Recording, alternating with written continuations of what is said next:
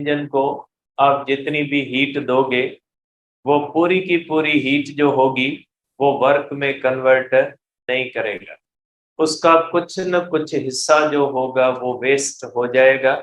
अगर आप 100 joule energy दोगे तो 100 जूल जो होगी वो वर्क में कन्वर्ट होगी।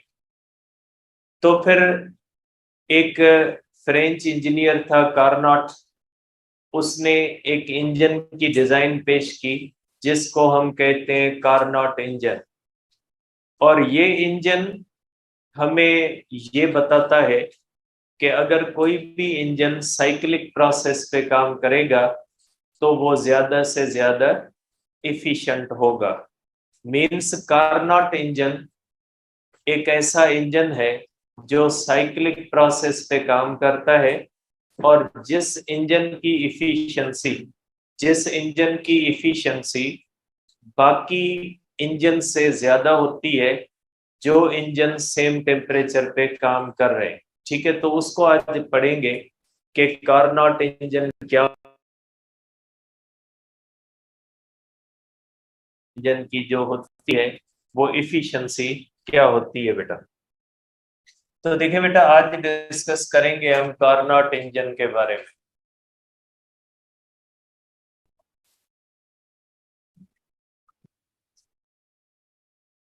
देखिए बेटा, कार्नोट इंजन एक हाइपोथेटिकल इंजन है। बेटा ये एक हमारे पास जो इंजन है ये बेटा हाइपोथेटिकल इंजन, ये हाइपोथेटिकल इंजन है और वर्क्स इन साइकिल। बेटा ये साइक्लिक प्रोसेस पे काम करता है। ये हाइपोथेटिकल इंजन मींस प्रैक्टिकली ना जो है वो आसान नहीं है। अब आप कहेंगे कि इसकी जो इफिशिएंसी होती है, efficiency of Carnot engine is more than efficiency of any other engine working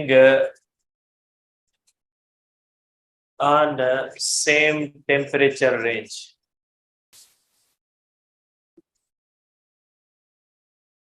same temperature range पे बेटा। ठीक है, कि किसी भी अगर इंजन की कंपैरिजन की जाए कार्नोट इंजन से तो कार्नोट इंजन की इफिशिएंसी बाकी हर इंजन से ज्यादा होगी। ठीक है, क्योंकि आपको पता है इंजन जो होता है वो मखसूस टेम्परेचर्स के ऊपर काम करता है। जैसे उसका एक कोल्ड रिजर्वायर होता है और दूसरा हॉट रिजर्वायर होता है। जैसे अगर हमारे पास बात की जाए तो हमारे पास जो इंजन्स हैं इनका कोल्ड रिजर्वायर जो होता है वो एटमॉस्फेयर होता है, और जो हॉट रिजर्वायर होता है वो जहाँ पे फ्यूल और डीजल और पेट्रोल बर्न होते हैं तो वो उसका हॉट रिजर्वायर होता है। तो हमेशा अगर आपके पास दो तीन इंजन्स हो, कॉमन इंजन हो और कार्नोट इंजन हो, तो कार्नोट इंजन की इफिशिएंसी बाकी इंजन की इफिशिएंसी से ज्यादा होगी। अब इसका जो है वो साइकिल क्या है बेटा, इसको हम कहते हैं कार्नोट साइकिल बेटा। कार्नोट साइकिल जो होता है कंसिस्ट्स, ठीक है, इसके अंदर एक होता है बेटा आइसोथर्मल। इसमें आइसोथर्मल एक्सपेंशन होती है बेटा। उसके बाद होती है, ये सीरीज में होते हैं बेटा, एडियाबेटिक एक्सपेंशन होती है। उसके बाद जो होती है बेटा आइसोथर्मल कंप्रेशन होती है। आइसोथर्मल कंप्रेशन होती है बेटा, और उसके बाद होती है एडियाबेटिक कंप्रेशन होती है। इन चार प्रोसेसेस पे ये काम करता है। अब हम ये देखेंगे कि ये साइकिल में कैसे काम करता है बेटा। तो देखिए बेटा, आपको पता है कि इंजन के अंदर सिलेंडर और पिस्टन होता है। बेटा सिलेंडर और पिस्टन ही क्या कहलाते हैं? यहाँ पे एक सिंपल इंजन हम कह ले तो ये जो हम सिलेंडर और पिस्टन ले रहे होते हैं, ये आप इसको सिंपल इंजन कह सकते हैं, क्योंकि ये सिलेंडर और पिस्टन ही जो होते हैं ये हीट को किस में कन्वर्ट करते हैं? वर्क में। और इंजन का काम क्या होता है? इंजन का काम ही ये होता है कि वो गिवन हीट को किस में कन्वर्ट कर दे? वर्क में कन्वर्ट कर दे। अब सपोज करें बेटा कि हमारे पास इस तरह से एक बेटा, ये हमारे पास बेटा एक सिलेंडर है, ठीक है, ये हमारे पास आप कह लें कि एक सिलेंडर है बेटा,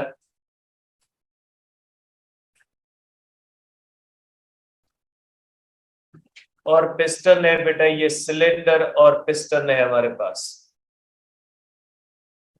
ये हमारे पास बेटा एक सिलेंडर और पिस्टन है। अब इसके अंदर पहले हमें क्या करवानी है बेटा? ये जो कार्नोट इंजन है ये कहता है कि आप सिलेंडर और पिस्टन लें और उसको क्या करवाए बेटा? आइसोथर्मल और आइसोथर्मल एक्सपेंशन किस पे होती है? हीट रिजर्वायर पे, क्योंकि आइसोथर्मल एक्सपेंशन में टेम्परेचर क्या रहता है? कांस्टेंट, तो हीट रिजर्वायर पे ही होती है। सपोज करें बेटा कि इस सिस्टम का ये इनिशियल स्टेट है ए, और ये आप कह सकते हैं कि यहाँ पे इसका प्रेशर P1 है, वॉल्यूम V1 है और टेम्परेचर T1 है। ये हमारे पास है बेटा हीट रिजर्वायर, ठीक है। अब हम क्या करेंगे बेटा? इसको आइसोथर्मली एक्सपेंड करते हैं। आइसोथर्मली एक्सपेंड करवा के हम इसको कहां पे ले जाएंगे बेटा? पॉइंट बी पे। मींस ये ए से किस तरफ चला जाता है बेटा? ये ए से बी की तरफ चला जाता है, लेकिन ये एक्सपेंशन कौन सी होती है? ये एक्सपेंशन होती है आइसोथर्मल एक्सपेंशन। तो इसका प्रेशर क्या हो जाएगा बेटा? P2, वॉल्यूम V2 और टेम्परेचर T1 होगा। जिसके अंदर आइसोथर्मल एक्सपेंशन के अंदर क्या होता है बेटा? यहां से हीट जो होती है ये अंदर आती है और ये किस में कन्वर्ट हो जाती है बेटा? ये कन्वर्ट हो जाती है वर्क में, और ये वर्क किसके बराबर हो जाता है बेटा? ये वर्क हो जाता है Q1 के, ठीक है बेटा। तो हीट जो आती है वो टोटली किस में कन्वर्ट हो गई बेटा? वर्क में।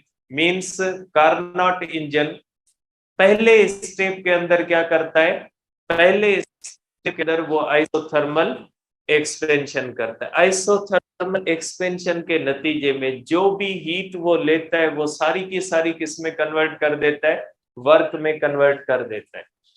अब ये जो इंजन है बेटा, अब इसके बाद ये प्रोसेस करेगा बेटा एडियाबेटिक एक्सपेंशन। अब ये इंजन जो होगा अब कौन सा प्रोसेस करेगा बेटा? एडियाबेटिक। अब इसका मैं ग्राफ साथ में बनाता जाता हूं बेटा। देखिए आप इसका ग्राफ बेटा साथ में बनाते जाए कि यहाँ पे मैं इसका कार्नोट इंजन का ग्राफ बनाता जाता हूं बेटा। देखिए ये आप समझें कि ये प्रेशर और वॉल्यूम के दरमियान में ग्राफ बनाता हूं बेटा। ये प्रेशर एक्सिस है और ये कौन से बेटा? वॉल्यूम एक्सिस है। तो पहले स्टेप के अंदर इसने ए से बी की तरफ कौन सी की है बेटा? Isothermal expansion. तो आप यहाँ पे बना सकते हो बेटा कि ये ए से बी की तरफ चला गया बेटा, ये ए है, और ये पॉइंट कौन सी है बेटा? बी। और आइसोथर्मल एक्सपेंशन का ग्राफ का एरो क्या होता है बेटा? नीचे की तरफ होता है। ये इस तरह आइसोथर्मल एक्सपेंशन इसने कर ली। अब ये क्या करेगा बेटा? Adiabatic expansion. ये हो जाएगी बेटा इसकी एडियाबेटिक एक्सपेंशन। ये आप कह ले बेटा कि ये जो होगी ये हो जाएगी इसकी, अब इसके अंदर हो जाएगी बेटा एडियाबेटिक एक्सपेंशन। अब एडियाबेटिक एक्सपेंशन वहां से शुरू होगी जहां पे आइसोथर्मल कंप्रेशन खत्म हुई। आइसोथर्मल कंप्रेशन किस पॉइंट पे खत्म हुई है बेटा? बी पे। बी से आगे क्या हो जाएगा? बी से आगे होगी एडियाबेटिक एक्सपेंशन। मींस जहां पे इस सिलेंडर की आइसोथर्मल एक्सपेंशन खत्म हुई, वहां से आगे क्या हो जाएगा बेटा, वहां से आगे एडियाबेटिक एक्सपेंशन हुई। और हमने खत्म कहां पे किया है बेटा, हमने खत्म किया है पॉइंट बी पे। बेटा पॉइंट बी से अब हो जाएगी एडियाबेटिक एक्सपेंशन, और एडियाबेटिक एक्सपेंशन हमेशा किससे होती है बेटा, इंसुलेटर। इंसुलेटर इसलिए होता है ताकि इसके बॉटम से हीट ना अंदर आए और ना ही हीट अंदर जाए। हीट को इन या आउट फ्लो करने से रोकने के लिए बॉटम के ऊपर क्या दिया जाता है, इंसुलेटर दिया जाता है।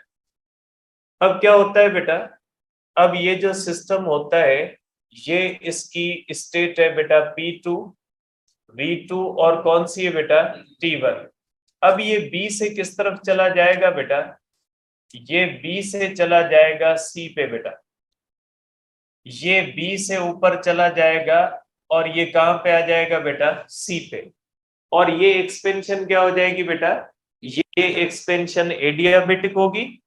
तो आप इसके बारे में कहोगे बेटा कि प्रेशर इसका P3, वॉल्यूम कौन सा होगा V3, और टेम्परेचर कौन सा हो जाएगा बेटा, T2 होगा।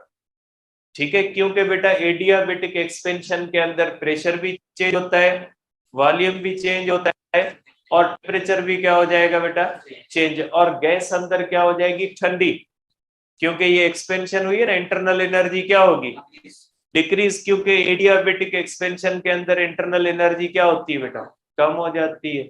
ठीक है, तो आप कहोगे बेटा कि अब ये सिचुएशन आ गई। अब यहाँ पे भी इसने वर्क किया बेटा, लेकिन ये वर्क किसके बराबर है बेटा, चेंज ऑफ, क्योंकि चेंज निगेटिव है, इंटरनल एनर्जी यहाँ पे क्या हो गई है बेटा, कम हो गई, इसलिए मैंने इसको क्या लिखा है, माइनस डेल्टा यू लिखा है। और इसके अंदर बेटा क्यू जो होती है वो जीरो, क्योंकि इस सिस्टम के अंदर हीट ना आती है और ना ही जाती है। ठीक है, ये सिस्टम चला जाएगा बेटा बी से सी की तरफ। और ये कौन सी है बेटा, इसके नेम लिखते हैं बेटा। ये हमारे पास है बेटा आइसोथर्मल एक्सपेंशन, और ये हमारे पास कौन सी है बेटा, एडियाबेटिक, एडियाबेटिक एक्सपेंशन है बेटा। ठीक है, अब ये ग्राफ यहाँ पे आ जाएगा बेटा, ये ग्राफ इस तरह से आ जाएगा बेटा, ये किस तरफ आ जाएगा, बी से सी की। और हमने डिस्कस किया था बेटा कि आइसोथर्मल एक्सपेंशन का ग्राफ थोड़ा इस तरह से होता है और एडियाबेटिक का थोड़ा वर्टिकल होता है। तो ये कहां पे आ गया बेटा, बी से सी की तरफ आ गया। और ये कौन सी होती है बेटा, एडियाबेटिक एक्सपेंशन होती है। अब ये सिस्टम क्या करेगा बेटा, अब ये सिस्टम करेगा हमारे पास बेटा, अब ये सिस्टम करेगा एडिया आइसोथर्मल कंप्रेशन बेटा। अब ये सिस्टम हमारे पास करेगा बेटा, ये इस तरह से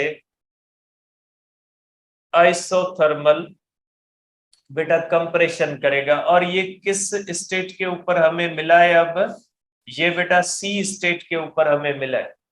यहाँ पे सी स्टेट से अब क्या हो जाएगी बेटा, वापस कंप्रेशन शुरू होगी। ए से सी तक कौन सी हुई बेटा, एक्सपेंशन, और वो दो स्टेप्स में हुई। पहले स्टेप के अंदर क्या हुई, आइसोथर्मल, दूसरे के अंदर एडियाबेटिक। मैं आपको इसकी वीडियो भी दिखाता हूँ, प्रैक्टिकली कैसे होता है वो भी दिखाता हूँ। थोड़ा प्रोसेस आप माइंड में रख ले, थोड़ा समझ ले। तो बेटा ए से सी की तरफ एक्सपेंशन हुई, लेकिन ये एक्सपेंशन कितने स्टेप के अंदर, दो में। पहले स्टेप के अंदर आइसोथर्मल एक्सपेंशन, दूसरे स्टेप के अंदर एडियाबेटिक एक्सपेंशन। अब ये बेटा क्योंकि साइक्लिक प्रोसेस के अंदर हम ऊपर जाते हैं, उसके बाद वापस अपनी पोजीशन पे आ जाते हैं। तो अब हम वापस अपनी पोजीशन पे आते हैं। हमने कहां से स्टार्ट किया बेटा, P3 V3 T2 से शुरू किया। ठीक है, अब ये वापस हम आ जाएंगे बेटा, सी से किस तरफ आ जाएंगे बेटा, सी से आ जाएंगे डी पे बेटा। और डी का अब क्या हो जाएगा बेटा, ये आइसोथर्मल है बेटा, ये आइसोथर्मल है। तो आइसोथर्मल के अंदर क्या हो जाएगा बेटा, आइसोथर्मल के अंदर यहाँ पे हीट बाहर आ जाएगी। जब कंप्रेशन होती है तो हीट क्या हो जाएगी बेटा, यहां से हीट बाहर आ जाएगी बेटा। इससे हीट जो होगी बेटा Q2 बाहर आ जाएगी, ठीक है। और ये यहाँ पे बेटा हीट रिजर्वायर है, और ये हमारे पास है आइसोथर्मल कंप्रेशन। बेटा ये आइसोथर्मल कंप्रेशन है। आइसोथर्मल कंप्रेशन जब होती है तो हीट क्या होती है बेटा, हीट यहाँ से बाहर आ जाती है। और यहाँ पे सिस्टम के ऊपर क्या होता है बेटा, ये सिस्टम के ऊपर ये वर्क होता है बेटा, और ये वर्क कौन सा होगा बेटा, निगेटिव वर्क होगा। और इंटरनल एनर्जी क्या होगी बेटा, ये किसके बराबर हो जाएगा, -Q2, क्योंकि वर्क भी निगेटिव होगा और जो बाहर हीट निकलेगी वो भी क्या होगी, नेगेटिव। साइन कन्वेंशन हमने पढ़ी है ना बेटा। देखिए केमिस्ट्री के अंदर और फिजिक्स के अंदर फर्क क्यों है, आपको पता है उस बात का फर्क क्यों है, ठीक है। एक पॉइंट ध्यान में रख ले, जो केमिस्ट्री है ना उसके अंदर हम कोई चीज पॉजिटिव है या निगेटिव है वो हम लेते हैं चेंज ऑफ इंटरनल एनर्जी की बुनियाद पे।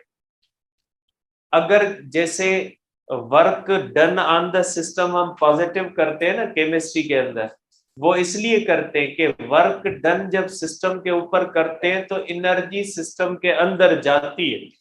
तो जो एनर्जी जब सिस्टम के अंदर जाती है तो उसको वो पॉजिटिव मानते हैं, इसलिए work done on the system को वो क्या कहते हैं, पॉजिटिव। जबकि हम कहते हैं कि वर्क पॉजिटिव या नेगेटिव जो होता है वो किस बुनियाद पे होता है, चेंज ऑफ वॉल्यूम की बुनियाद। वॉल्यूम बढ़ेगा वर्क पॉजिटिव, वॉल्यूम नेगेटिव का कम होगा वर्क क्या हो जाएगा नेगेटिव। बस यही फर्क है, आंसर्स पे फर्क नहीं आएगा, ठीक है। जो चीजें हम पॉजिटिव लेते हैं वो नेगेटिव लेते हैं, जब कैलकुलेशन करोगे ना तो जवाब पे कोई फर्क नहीं आएगा। जवाब जो केमिस्ट्री की बुनियाद पे आएगा वही फिजिक्स की बुनियाद पे, ठीक है। हम फर्स्ट लॉ ऑफ थर्मोडायनेमिक्स सिर्फ एक ही लेते हैं, delta Q is equal to delta U plus W. वो एक में पॉजिटिव लेते हैं और एक में क्या लेते हैं, निगेटिव। बात वही है, कोई फर्क नहीं है इसके अंदर, ध्यान में रखिएगा। तो बेटा जब ये यहाँ से ऊपर से हम वर्क करेंगे उसको क्या करेंगे, निगेटिव कंसीडर करेंगे, और जो हीट बाहर आएगी वो भी क्या हो जाएगी, निगेटिव। अगर केमिस्ट्री की बात ही ले लें तो निगेटिव निगेटिव के अंदर कैंसिल हो जाएगी, बात फिर भी कौन सी आ जाएगी, पॉजिटिव ही होनी है। तो बेटा इसके अंदर आप कहोगे कि ये जो होगा बेटा, अब ये सी से किस तरफ आ गया बेटा, डी की तरफ आ गया। अब प्रेशर कौन सा बन गया बेटा, ठीक है। अब देखिए प्रेशर जो है ये बढ़ गया, ठीक है। और प्रेशर वो कौन सा हो जाएगा वापस बेटा, प्रेशर वापस P2 बन जाएगा। वॉल्यूम कौन सा बन जाएगा बेटा, V2। और टेम्परेचर वही T2, क्योंकि ये कौन सी है बेटा, आइसोथर्मल कंप्रेशन। आइसोथर्मल कंप्रेशन में टेम्परेचर क्या होगा, चेंज नहीं होगा, ठीक है। अब ये सिस्टम आ गया बेटा हमारे पास, यहाँ ये हमारे पास आ गया बेटा इस तरह से कि ये वापस जो है वो इस तरह से आ गया। अब हम क्या करेंगे, चौथे प्रोसेस के अंदर बेटा इसका ग्राफ बना ले। अब ये कौन सी है बेटा, आइसोथर्मल कंप्रेशन। तो आइसोथर्मल कंप्रेशन का ग्राफ बेटा इस तरह से बनेगा, ये बन गया आइसोथर्मल कंप्रेशन का ग्राफ। और हम सी से कहां पे चले गए बेटा, डी पे चले गए, ठीक है। सी से डी प्रोसेस करेंगे बेटा, चौथा प्रोसेस। और चौथा प्रोसेस कौन सा होता है, अब ये हो जाएगा एडियाबेटिक प्रोसेस में, ठीक है। और एडियाबेटिक आप कह सकते हैं कि अब हम करेंगे बेटा एडियाबेटिक कंप्रेशन। और एडियाबेटिक कंप्रेशन के अंदर, एडियाबेटिक कंप्रेशन के अंदर बेटा, ठीक है, एडियाबेटिक कंप्रेशन कहां से शुरू होगी बेटा, डी पॉइंट से। क्योंकि हमने इसको कहां पे छोड़ा है बेटा, हमने इसको डी पॉइंट पे छोड़ा है। तो डी पॉइंट से कौन सा आगे प्रोसेस शुरू होगा बेटा, डी पॉइंट से एडियाबेटिक कंप्रेशन शुरू होगा बेटा। और ये जो होगा ये आप कह सकते हैं कि बेटा अब हम इसको फिर इंसुलेटर के ऊपर रखेंगे। ये बेटा इंसुलेटर होता है, और ये जो होगी ये कौन सी हो जाएगी बेटा, ये हो जाएगी एडियाबेटिक कंप्रेशन। ये एडियाबेटिक कंप्रेशन होती है और कहां से शुरू होती है बेटा, P2 V2 T2 से शुरू होती है, और ये कहां पे खत्म होती है बेटा, ये वापस हम आ गए डी पॉइंट से वापस किस पॉइंट पे आ गए बेटा, ए पॉइंट पे आ गए, और प्रेशर P1 बन गया, वॉल्यूम V बन गया, और टेम्परेचर T1 बन गया। ठीक है, तो जहां से हमने शुरू किया बेटा, 4 प्रोसेसेस को इस्तेमाल करके हम वापस जो है वो वहीं पे पहुंच गए। ये बेटा इस तरह से ए से शुरू हुए और वापस हम कहां पे पहुंच गए बेटा, ए पे पहुंच गए। अब देखें इसके अंदर, इसके ऊपर जो होता है बेटा, इसके ऊपर जो वर्क होता है, ये जो होता है ये डेल्टा यू के बराबर वर्क नेगेटिव होता है। इंटरनल एनर्जी की चेंज यहाँ पे कौन सी होगी, पॉजिटिव, क्योंकि एडियाबेटिक कंप्रेशन है। एडियाबेटिक कंप्रेशन के अंदर इंटरनल एनर्जी क्या हो जाती है, बढ़ जाती है, और ये सिस्टम जो होता है इसका टेम्परेचर क्या हो जाता है बेटा, बढ़ जाता है। तो बेटा हमने 4 प्रोसेसेस के अंदर स्टार्ट किया, और हमने यहाँ पे स्टार्ट किया, और ये वापस उसी साइकिल पे पहुंचे। तो अकॉर्डिंग टू द कार्नोट, अगर आप किसी भी इंजन के अंदर ये 4 प्रोसेसेस करो, आप उसको आइसोथर्मल एक्सपेंशन करवाओ, आप उसको एडियाबेटिक एक्सपेंशन करवाओ, आप उसको आइसोथर्मल कंप्रेशन करो, आप उसको एडियाबेटिक कंप्रेशन करो, वो जहां से शुरू हुआ है वहीं पे वापस आ गया है। ठीक है, जहां से शुरू हुआ वहीं पे वापस पहुंचा। इस प्रोसेस के अंदर उसने 2 बार आइसोथर्मल प्रोसेस किया है और 2 बार एडियाबेटिक प्रोसेस किया है। तो इस तरह से जो इंजन बनेगा उसकी इफिशिएंसी जो होगी वो सबसे ज्यादा होगी। ठीक है, वो सबसे ज्यादा जो है वो इफिशिएंट होगा। अब इसका वर्क किसके बराबर होगा बेटा, ये जो बेटा एरिया है ना, ये इसको हम कहते हैं कि ये एरिया बाउंडेड बाय कर्व है बेटा, एरिया बाउंडेड बाय कर्व बेटा, जो बराबर होती है वर्क के बेटा। ये इंजन कितना काम करेगा वो किस पे आएगा बेटा, एरिया बाउंडेड बाय कर्व। बेटा ये होती है आइसोथर्मल एक्सपेंशन। ठीक है, ये कौन सी होती है बेटा, एडियाबेटिक एक्सपेंशन बेटा। ये हिस्सा किसका है, आइसोथर्मल कंप्रेशन बेटा। और ये हिस्सा किसका होता है बेटा, ये होता है एडियाबेटिक कंप्रेशन बेटा। ये एडियाबेटिक कंप्रेशन का होता है। इस ग्राफ के 4 हिस्से होते हैं, से भी आपको पता लग जाता है। इसके अंदर कितनी एरिया आती है, वो एरिया बाउंडेड बाय कर्व कहलाती है। मींस साइक्लिक प्रोसेस के अंदर भी आप देखिए इंटरनल एनर्जी चेंज 0 है। जिस टेम्परेचर से हमने शुरू किया उसी टेम्परेचर पे हम वापस आ गए, मींस इंटरनल एनर्जी की चेंज नहीं है। अब अगर इसकी इफिशिएंसी देखें बेटा, कि इसकी इफिशिएंसी क्या होती है बेटा, इफिशिएंसी का मतलब क्या होता है, या इफिशिएंसी क्या होती है बेटा। देखें बेटा, इफिशिएंसी का मतलब होता है, इफिशिएंसी का मतलब है बेटा आउटपुट अपन क्या हो जाएगा बेटा, इनपुट हो जाएगा। ठीक है, और इन इंजन बेटा, इंजन के अंदर बेटा आउटपुट क्या होता है, आउटपुट हमें वर्क मिलता है बेटा। बेटा इंजन करता क्या है, हीट को किस में कन्वर्ट करता है, वर्क में कन्वर्ट करता है। और इनपुट क्या होता है बेटा, इसके अंदर इनपुट जो होता है वो कौन सी चीज होती है बेटा, हीट होती है Q1। ठीक है, तो इफिशिएंसी का पहला फार्मूला आप कर सकते हैं बेटा। तो आप इफिशिएंसी का पहला फार्मूला कर सकते हैं कि efficiency is equal to work upon Q1 या परसेंटेज के अंदर जब आप लिखोगे तो इफिशियंसी किसके बराबर हो जाएगी, वर्क अपन Q1 पे। अब वर्क कितना होता है, कोई इंजन कितना वर्क करता है, सिंपल सी बात है बेटा, इंजन के अंदर इनपुट होता है हीट, आउटपुट क्या होता है, वर्क। अब बेटा इंजन को कितनी हमने हीट दी, उसमें से कितनी हीट जाया गई और रिमेनिंग हमें वर्क मिल जाएगा। देखिए बेटा हमें फर्स्ट लॉ ऑफ थर्मोडायनेमिक्स भी यही कहता है ना, आप हीट दोगे कुछ हिस्सा इंटरनल एनर्जी में जा सकता है, रिमेनिंग किस में चला जाएगा, वर्क में। तो अगर आप इंजन की बात करते हो, अगर इंजन की बात करते हो तो बेटा इंजन को आप हीट देते हो, वो किस में कन्वर्ट करता है, वर्क में।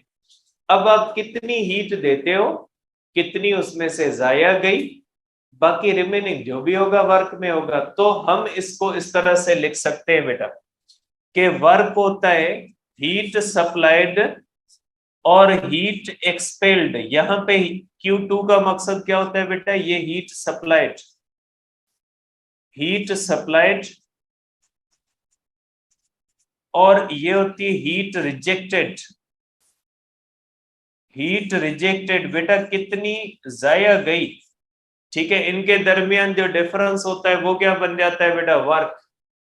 तो आप कहोगे बेटा efficiency is equal to Q1 minus Q2, ठीक है, अपान Q1, ये हो जाएगा बेटा Q1 अपान Q1, Q2 अपान Q1 बेटा ये हो जाएगा 1 माइनस Q2 अपान Q1। तो बेटा इफिशियंसी का फार्मूला आ गया, वर्क अपान Q1 करें जो बराबर किसके आ जाएगा, Q2 अपान Q1। बेटा ये इफिशियंसी का फार्मूला आ गया,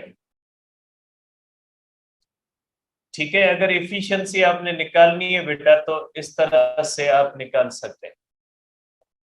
अब ये फार्मूला क्या कहता है कि अगर आपकी हीट जाया नहीं जाती, अगर आपकी हीट रिजेक्टेड जीरो है, तो 0 अपान Q1 क्या हो जाएगा, 0 हो जाएगा।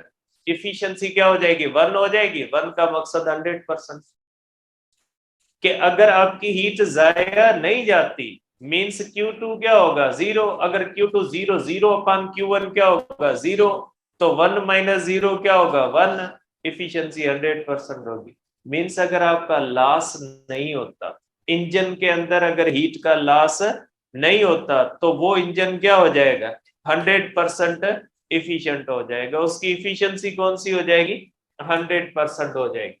अब आप इसको कह सकते हैं efficiency, efficiency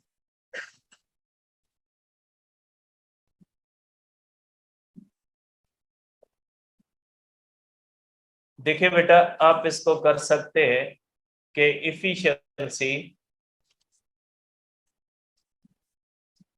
in terms of temperature,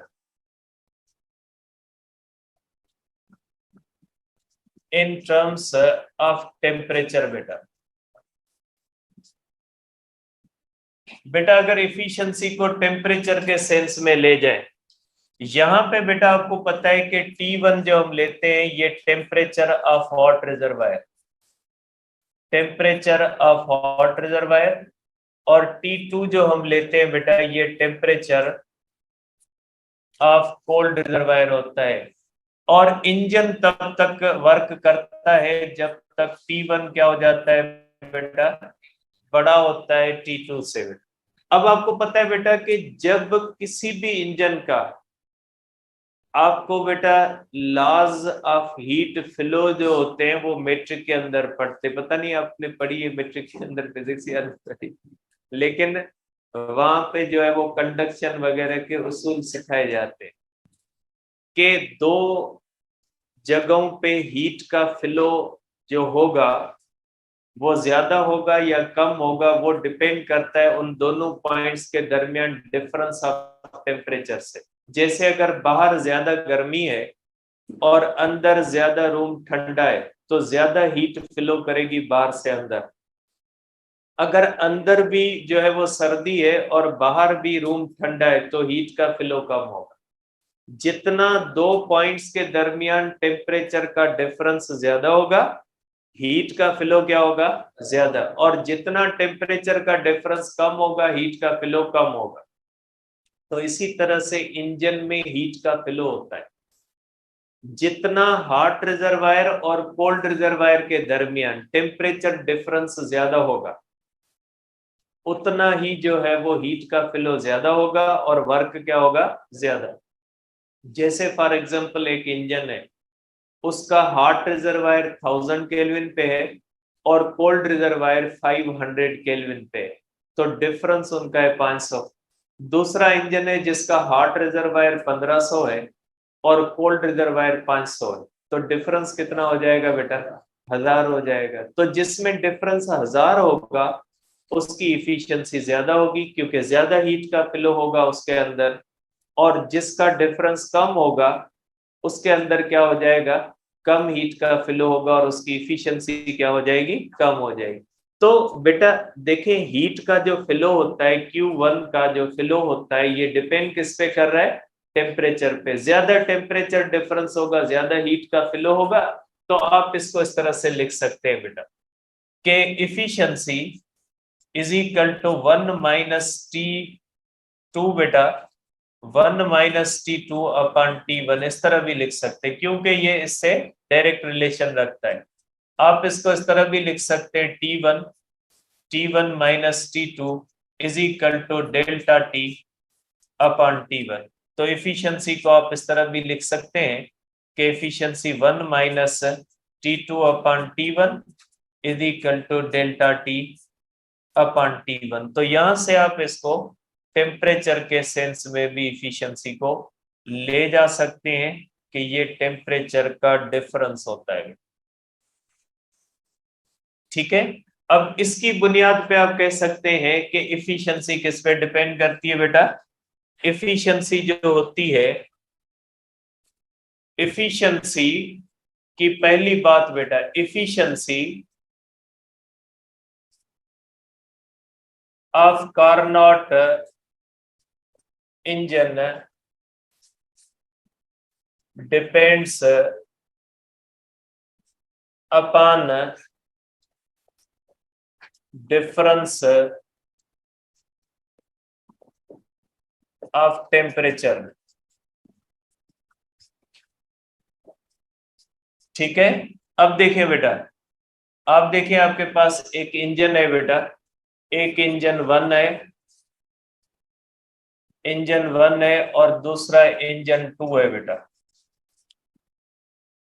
ठीक है, मैं दो की डेटा लेता हूं बेटा, कि इसका T1 है 1000 केल्विन और इसका T2 है 500 केल्विन। ΔT1 हो जाएगा 500 केल्विन, इसकी इफिशियंसी 1 होगी बेटा।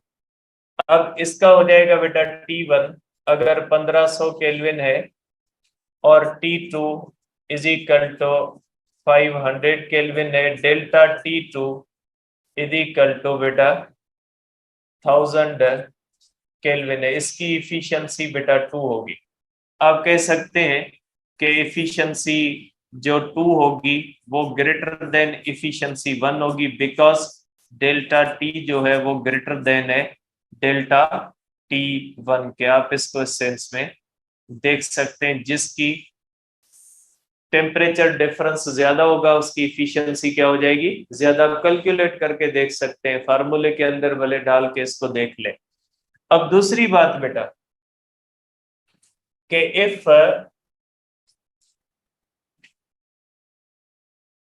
efficiency also depends upon temperature of cold reservoir and hot reservoir.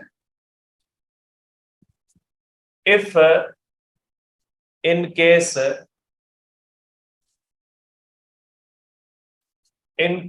delta T of two engines is same, then engine having CR at low temperature has higher efficiency. देखिए बेटा, कभी कभी ये होता है कि टेम्परेचर डिफरेंस जो होता है वो सेम हो जाता है। मैं इसकी भी बना लेता हूं। एक इंजन 1 है बेटा, इंजन 1 है और इंजन 2 है बेटा, ठीक है। अगर इसका आप कह लें T1 है 1500 केल्विन, T2 है 500 केल्विन बेटा, ठीक है। अब इसका डेल्टा T2 डेल्टा T1 कितना है बेटा, ये है हमारे पास बेटा, ये है 1000 केल्विन बेटा, ठीक है। अब इसका आप कह लें T1 है 2500 केल्विन और T2 आप कह लें कि 1500 केल्विन है बेटा। और डेल्टा T2 इसका भी कितना है बेटा, ये 1000 केल्विन। दोनों का डेल्टा T क्या है बेटा, सेम। दोनों की इफिशियंसी सेम नहीं होगी, ठीक है। दोनों की इफिशियंसी डिफरेंट होगी। क्यों बेटा, देखें ये होता है, देखिए इफिशियंसी होती है delta T upon T1। Delta T तो सेम है, लेकिन इसका T1 1500 है और इसका T1 क्या, सॉरी, ये जो होता है बेटा, आप देखते हैं बेटा कि इसका जो कोल्ड रिजर्वायर होता है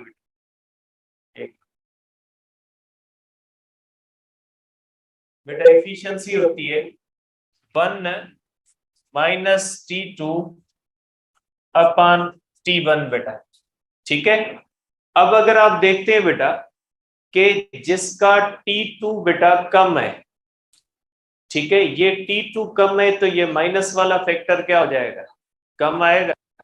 फॉर एग्जाम्पल अगर आप देखते हैं कि इसका T2 500 अपॉन क्या हो जाएगा बेटा, 1500 होगा, जबकि इसका क्या हो जाएगा बेटा, इसका जो होगा 1500 अपॉन क्या हो जाएगा बेटा, 2500 होगा। तो बेटा जिसका T2 कम होगा ना, जिसका T2 कम होगा उसकी इफिशियंसी ज्यादा आएगी। अगर डेल्टा T सेम हो जाता है, अगर डेल्टा T सेम हो जाएगा तो उनकी इफिशियंसीज जो होती है वो फिर किस बुनियाद पे देखी जाएंगी कि किसका कोल्ड रिजर्वायर लोअर टेम्परेचर पे, ठीक है। अब तीसरी बात इसके अंदर बेटा, तीसरी बात ये होती है कि बेटा efficiency of Carnot engine becomes 100% when T2 is equal to 0 kelvin. जब कोल्ड रिजर्वायर का टेम्परेचर क्या बन जाए बेटा, temperature of cold reservoir becomes 0 kelvin या एब्सोल्यूट 0 बेटा, एब्सोल्यूट 0 बन जाए तो इसकी इफिशियंसी क्या हो जाएगी बेटा, 100%। देखिए इफिशियंसी क्या होती है बेटा, 1 minus T2 upon T1।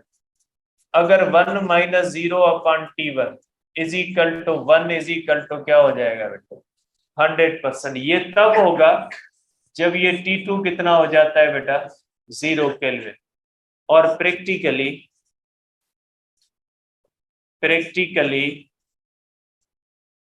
T2 is equal to 0 Kelvin is not possible. Therefore, we can say that Carnot engine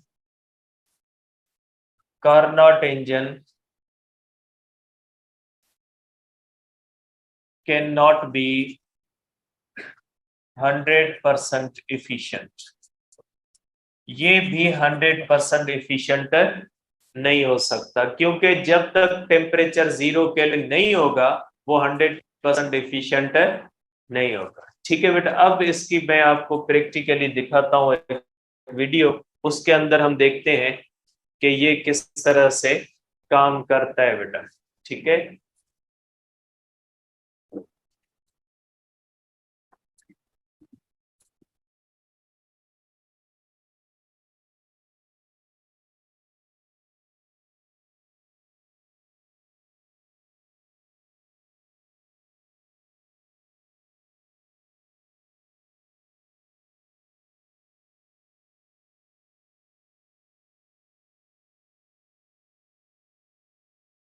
देखिए बेटा, अब इस चीज को हम देख लेते हैं कि ये काम कैसे करता है।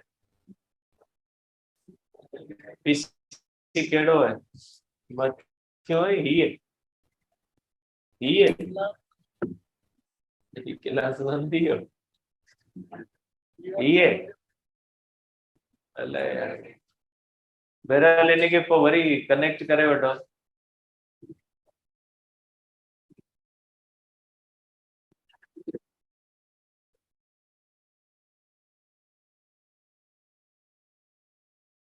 देखिए बेटा, इसके अंदर हम ये देखेंगे,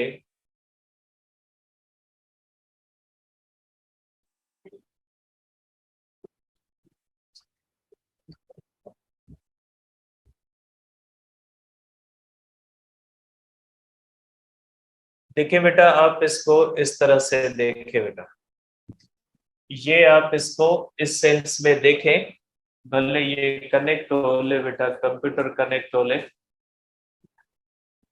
इन्होंने आप कुछ कनेक्ट किया क्या लाए हो ना यार।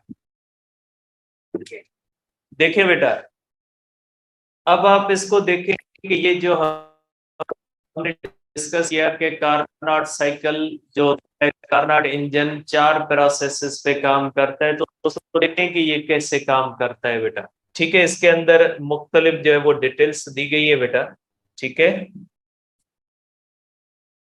ये बेटा आप इसको यहाँ पे देखें बेटा। ठीक है, ये आप समझे हमारे पास बेटा कि ये एक जो आपको शीट नजर आ रही है ना बेटा, ये आप समझे ये परफेक्ट इंसुलेटर है, मीन्स 100% इंसुलेटर है। ये हॉट रिजर्वायर है जो हीट सप्लाई करेगा। ये कौन सा है बेटा, इसके अंदर ये देखें आइस के क्यूब आ रहे हैं, मीन्स ये कौन सा हो जाएगा, कोल्ड रिजर्वायर हो जाएगा।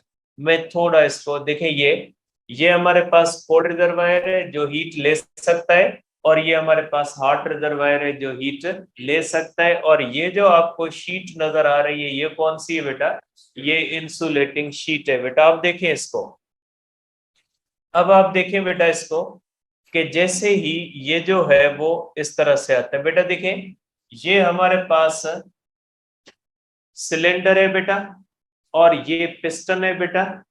ठीक है, और ये इसके अंदर ये कौन सा है, वर्किंग सब्सटेंस है। इस सिलेंडर की बेटा दीवारें और ये पिस्टन इंसुलेटर का होगा, ये बॉटम किसका होगा बेटा, कंडक्टर का होता है। अब देखें ये काम कैसे करता है, देखें ये हमारे पास वर्किंग है, और वर्किंग जो होता है वो कौन सा हो सकता है, ये बेटा इसके नेम लिखे जा रहे हैं, इंसुलेटिंग वाल्स बेटा। ठीक है, और पिस्टन भी इंसुलेटिंग होता है। ये बेस जो होता है बेटा, ये कंडक्टिंग बेस होता है। ठीक है, ये सिलेंडर और पिस्टन का एक सिस्टम होता है बेटा।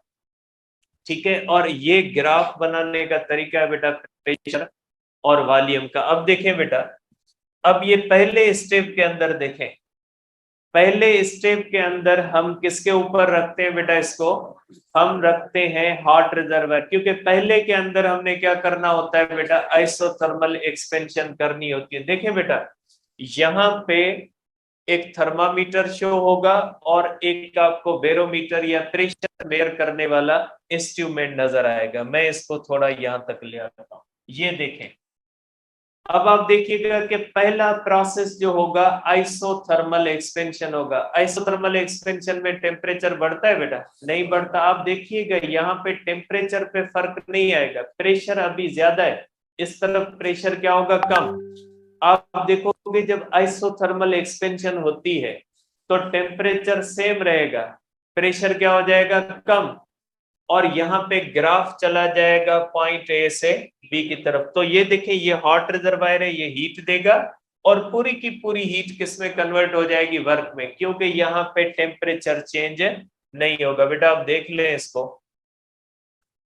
कि देखें यहाँ पे ये कौन सी एक्सपेंशन हो रही है बेटा, ये आइसोथर्मल। फिर देखें इसको एक बार, फिर देखें बेटा, आप इसको देखें बेटा इस तरह से, मैं इसको स्लोली ले जाता हूं। देखें ये आप इसको देखें बेटा कि मैं नजर को नहीं दो, देखें बेटा आप इसको यहां से देखें, यहाँ पे मैं इसको स्लोली जो होता है बेटा इसको इस तरह ले जाता हूं। देखें ये पहले मैं इनिशियल पोजीशन पे ले, अब देखें आप बेटा स्लोली स्लोली मैं इसको ले जाता हूं, आप इस तरफ देखिएगा बेटा।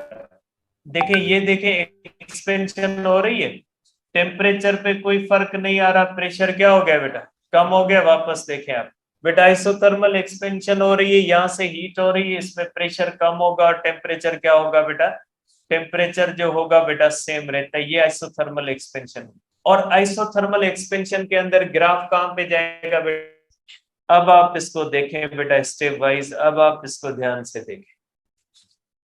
ये बेटा थर्मामीटर है, ये हमारे पास बेटा ये प्रेशर को मेजर करने और ग्राफ देखें आइसोथर्मल एक्सपेंशन हो रही है, प्रेशर कम हो गया, टेम्परेचर सेम रहा। वहां पे लाइन देखिएगा, वहां पे लाइन किस तरफ चली जाती है, ए से बी की तरफ जाइए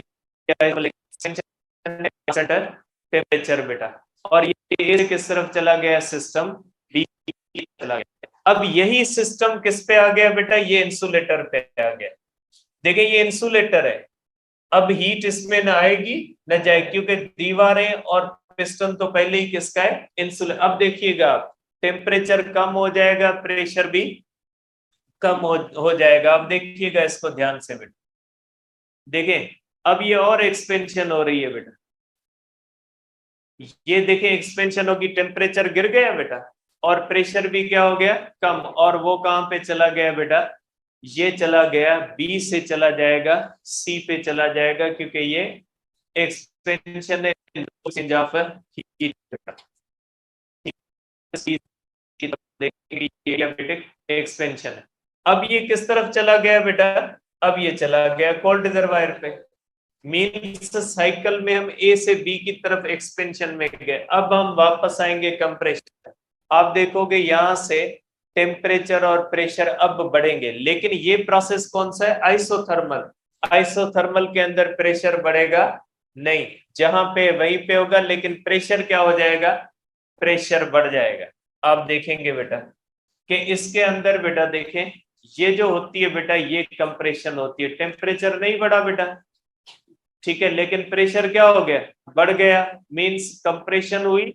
और अब ग्राफ आ जाएगा इधर बेटा यहाँ पे, ठीक है, आप इसको देख सकते हैं बेटा, ये कौन सी isothermal compression at constant temperature बेटा, ठीक है।